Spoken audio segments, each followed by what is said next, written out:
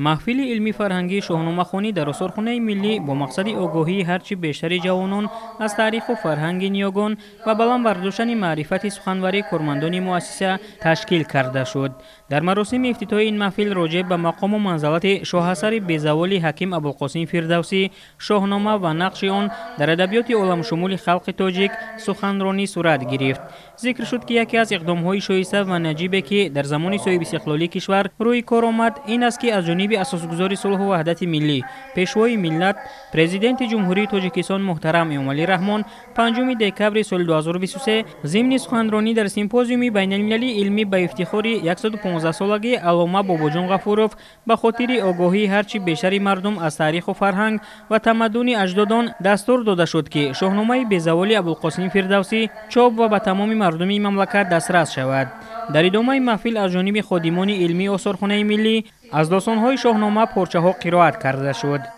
این عامل باعث می‌گردد که حس بلند ملی و افتخار ملی در ذهن جوانان و نورسان بیدار گردد و استان‌خانه ملی تاجیکستان نیز همچون مؤسسه علمی فرهنگی در ترغیب و تشویق و معرفی آثار پرارزش نیاگان مخصوصا اثر بی‌زوال حکیم فردوسی شاهنامه نقش بارز دارد و امروز در خزینه طلایی استان‌خانه ملی تاجیکستان نسخه های دست‌نویس و چاپی سنگی شاهنامه ابوالقاسم فردوسی و همزمان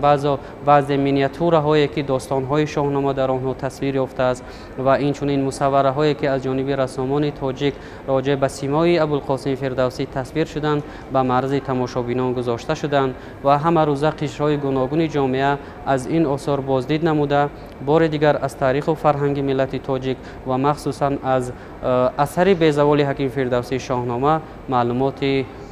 تازه را برای خود کسب می‌نمایند.